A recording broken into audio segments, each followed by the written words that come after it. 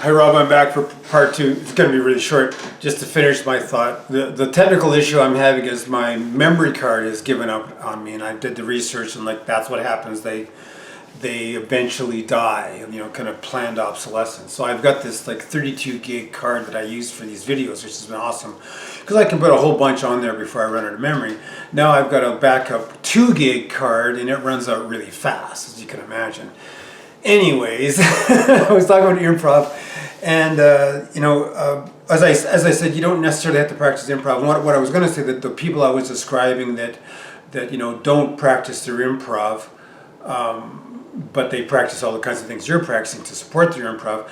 Those people often were improvisers from the very first time they picked up the instruments. For guys like us that are kind of crossovers in a way, it's a little bit different, and it makes sense to kind of stay in touch with that improv part of yourself, and just to do some. So what I would recommend in that world is any number of ways that you can improv, but a really straight ahead and really like profound way is just to work with pentatonics, minor pentatonics in particular. Just working with pentatonics and just give yourself a groove and get yourself, my rules for improv with that kind of open-ended improv.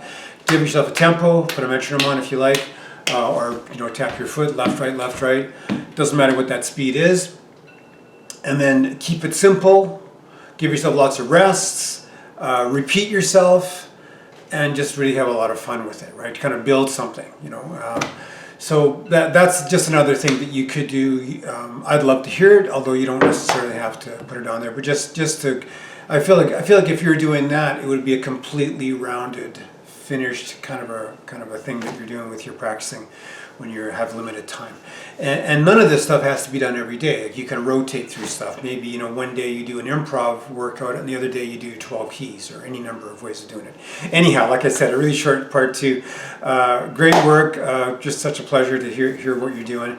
I hope you have a really good week this week, and I look forward to your next video. Thanks, Rob.